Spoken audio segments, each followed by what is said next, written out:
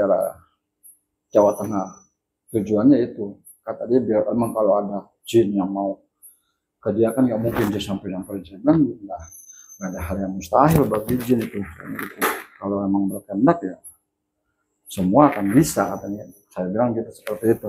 Akhirnya dia nggak percaya, dia baliklah ke sana. Saya nggak ketemu dia kurang lebih hampir 4 bulan, terus dia datang lagi dengan nangis-nangis begini. Nah dia cerita ternyata istrinya lahiran baru umur 2 minggu anaknya meninggal lagi. Sampai dia tanya, emang ini bener? Wow, ada campur urusan jin. Saya bilang kemungkinan, karena segala hal sesuatu yang mistis seperti itu ya bisa jadi. Terus akhirnya dia minta tolong, minta tunjukin ya, tempatnya di mana segala macam ya. Akhirnya ya, silakan, kapan kita bisa kita berangkat ya. Kita berangkat, kita tentukan tanggalnya, tanggal sekian, kita jalan. Nah sampai di tempat haji, saya ceritain deh. Nah namun saya tahu karena ritualnya mungkin hanya bawa air dengan tanah, insya Allah bisa terlihat apakah memang ada gangguan atau apa. Ya, saya cerita, Pak Haji, ini teman saya mau berobat. Emang kenapa? Wan, ya, saya cerita tuh awalnya begini Pak Haji. Oh, ya udah. Kalau emang benar hal seperti itu, katanya Pak Haji, insya Allah makhluk apapun seperti itu bisa dengan izin Allah. Baik pulang segala macam dah tuh. Dan saya tahu ya teman saya ini pulang ya maaf ya seperti itulah. Tapi saya pikir enggak, sama Pak Haji orangnya enggak seperti itu ya. Dapat 2 hari saya ketemu lagi di pangkalan. Mau saya ngomong kan, gimana bro? Katanya, aduh kenapa ini?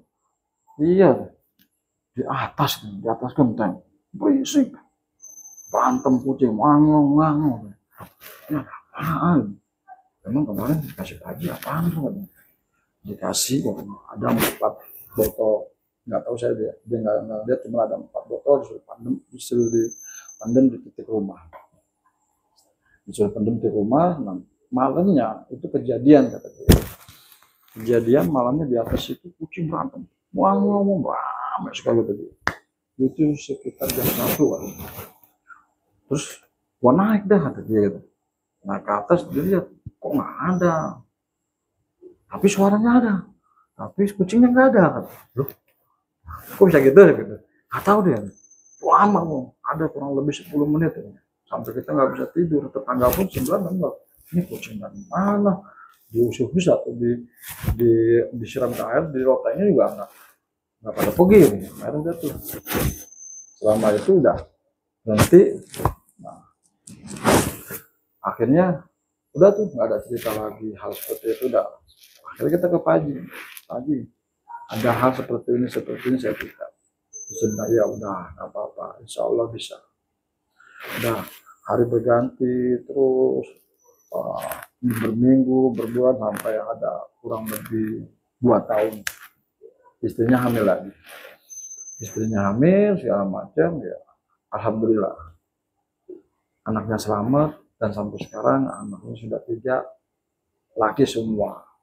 Nah itu mungkin salah satunya syariat melalui Pak Haji ya, tapi semua tidak, kemungkinan besar itu adalah kemungkinan besar campur dari Allah Subhanahu wa taala. Pak Haji adalah cuma syariat, Pak Haji adalah cuma perantara.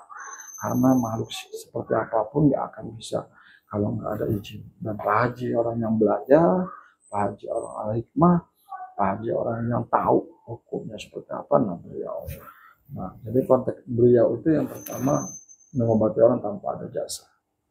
Nah, saya kenal beliau juga dari awal. Beliau itu lama di Mekah, hampir kurang lebih 12 tahun. Dia cerita dia tinggal di, dulu itu ada namanya kontrakan seng. Nah, kontrakan seng ini dulu sekitar tahun 90-an itu ya. Beliau sebagai supir di sana, supir orang-orang Arab sana. Dan beliau selalu menyelamatkan orang-orang TKW yang perempuan ataupun TKI yang ilegal, yang nggak punya paspor segala macam ditampung sama beliau ya. Setelah dia dapat majikan yang baik, ya, langsung diurus sama beliau dengan kenalan-kenalan, koneksi-koneksi ya. Itu tujuan beliau yang awal tuh dia ke Mekah 12 tahun dengan berguru, dengan banyak guru di sana, mempelajari ilmu hikmah di sana. Sampai beliau seperti ini, sampai beliau ya maaf, beliau tidak ingin terkenal. Itu orang-orang yang punya, karena kenapa? Saya tahu beliau ini kapasitas ilmunya yang sangat tinggi. Karena sampai sekarang pun beliau sakit hampir 5 tahun dan beliau jatuh 4 kali, kepala semua yang dihajar di sini. Yang kedua itu di toilet atau di kamar mandi. Yang ketiga itu di ruangan tidurnya, dan terakhir di gerbang waktu mau maghrib. Secara konteks atau secara umum biasanya orang yang sudah jatuh di kamar mandi sekali aja udah maaf, sudah lewat. Karena kalau di kamar mandi kita tahu ceritanya banyak ini. Nah beliau sampai sekarang masih ada, beliau masih hidup, cuman memang keadaan badannya kurang sehat, stroke agak susah, jadi tamunya pun kalau kemari ya hanya kenal-kenal segala macam seperti itu. Jadi ya banyaklah cerita-cerita beliau yang saya tahu itu. Ada lagi anak, ini anaknya langsung dari anak yang pertama. Beliau punya anak 4, laki-laki dan perempuan. Nah, dari yang pertama anaknya beliau cerita ke saya, karena memang udah dekat. Ada hal yang menurut kita tuh nggak wajar. Nggak wajar kenapa? Dia pulang ke Garut mengendarai mobil ya, kalau nggak salah itu Honda Civic yang buntung. Nah, yang bawa anaknya, begitu anaknya bawa, karena mungkin dapat kabar orang tuanya sakit, buru-buru lah. Dan beliau nggak bawa dompet, sama istrinya pun nggak bawa dompet, hanya bawa baju, makanan segala macam udah. Sampai di pertengahan aku buru-burunya, ya kan dia rumahnya itu kanan kirinya lewat hutan karet segala macam gelap. Yang itu jalan. Nah di jalan itu yang kanan kiri gelap, mobil mati dan anaknya berita bensin habis, saking ya mungkin khawatir orang tua sakit, nggak melihat tangkinya. Lah emang kenapa kok nggak ngomong bensin habis? Iya pak ini. Terus udah katanya, mau ngapain pak? Nyari bensin lah gitu. Bensin di mana ini malam-malam ini bensin? Kanan kiri hutan, kanan kiri pohon karet gitu. Anaknya ngeliatin aja, mau mana pak? Mencari bensin. Atau dia muter dari belakang ke depan. Ya maaf, dibuka pom bensin sama dia, dikencingin. Ini kita benerin asli, nggak ada yang saya rekayasa.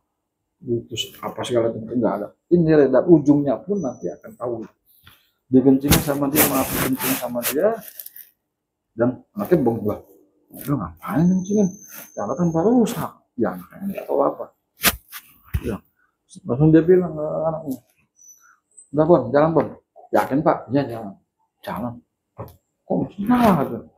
Anaknya, kok bisa ada matinya anak cerita ke saya? Kok bisa ya? Udahlah, karena dia tahu bapaknya mau suka konyakan tamu, suruh datangin tamu gitu. Dia pulang.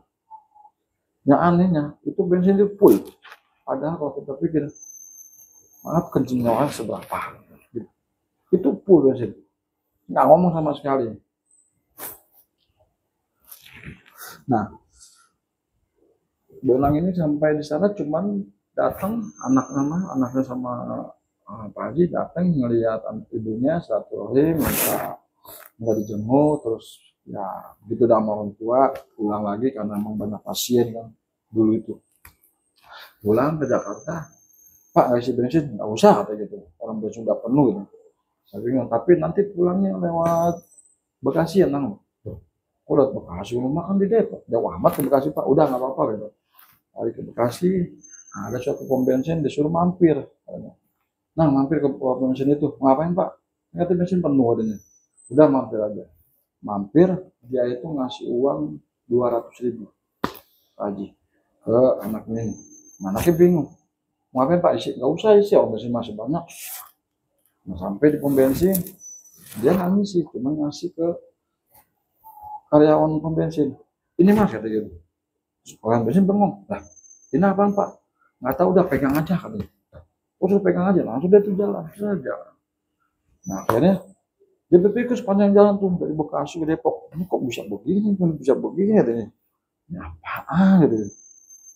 Apa bapak minjem bensinnya apa gimana gitu?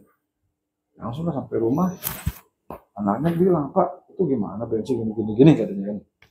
Kan tadi kemarin kita habisan bensin, terus bapak minjem sama siapa? Ya minjem sama pemerintahan. Lah, kamu bensin jauh di Bekasi, posisi dia ada di Sarip lah. Gimana ceritanya? Dah, kamu nggak tahu ada ini. Itu kejadian yang pertama. Jadi sebenarnya, ya nanti kita cerita yang kedua. Yang kedua ini juga ada. Yang kedua ini sama kejadiannya, dia ada undangan pernikahan saudaranya di Garut. Nah, entah kenapa posisinya ini nggak lupa. Kalau yang pertama kan lupa dengan apa, bensinnya diisi tapi uangnya ada. Nah, yang kalau sekarang itu lupa membawa uang, baik istrinya ataupun dari Pak Haji. Nah, naik tol terus segala macam, turun tol di daerah Cikampek, dia turun, dia makan karena dulu tol Cipali belum ada. Naik Pantura segala macam, dia mampir rumah makan Padang. Di rumah makan Padang, dia mampir rumah makan lahap segala macam, habis itu totalnya kurang lebih hampir 600.000. Saking banyaknya makan situ 600.000 itu penuh karena emang yang diajak satu keluarga. Nah, ini cerita sendiri, anak juga sama 600.000. Saya bilang, Bu, bayar Bu katanya. Pak Haji bilang ke Haji, ya Pak, lagi ambil kertasnya, lah dompetnya ketinggalan ternyata. Ada di sofa, dia ingat. Nah, ada di sofa, dia, oh iya Pak, dompet mama ketinggalan. Oh bisa katanya. Aduh, mana nih katanya, Bapak dompetnya ada gak? Ya Bapak mah nggak mau dompet kemana-mana katanya gitu. Kan semua ada di situ sama ibunya. Ya itu semuanya di situ Pak. Jadi ada tas kecil, dompet itu ya ditaruh di situ. Jangan dia ada di tas lempang yang besar. Nah, tas kecil itu bareng tuh tas. Dan ibu aja sama Pak Haji ada di situ. Nah, itu bingung. Terus bayar gimana Pak? Terus dengan santai Pak. Ada. Gimana Pak? Udah bisa. Nah, si Bonang lihat tangan Pak Haji di bawah meja begini nih posisinya. Bawa ini meja begini. Nah, pas begini, dibalik. Itu mau uang 600.000. Si Bonang ini main keluarga ini tuh nggak uang dari mana Pak? Kalau Pak Haji bilang pinjam katanya.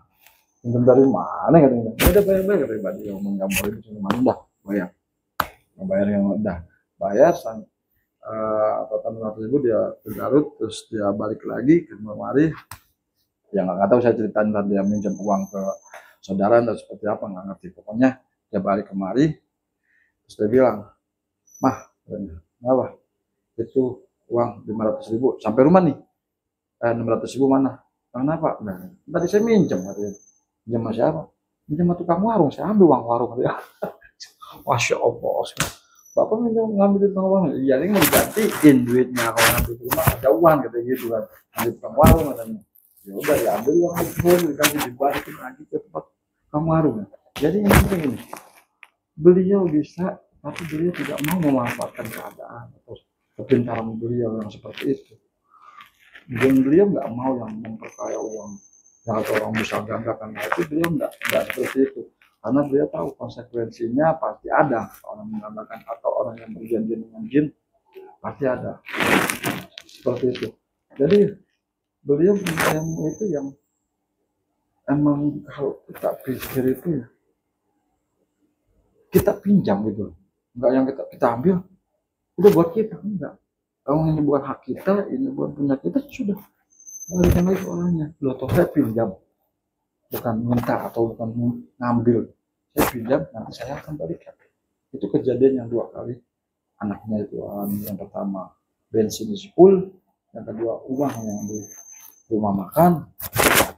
Yang dua ini yang mau saya cerita ya, ya emang inilah Pak Haji yang punya kelebihan Allah kasih, dia belajar, dia bisa, dia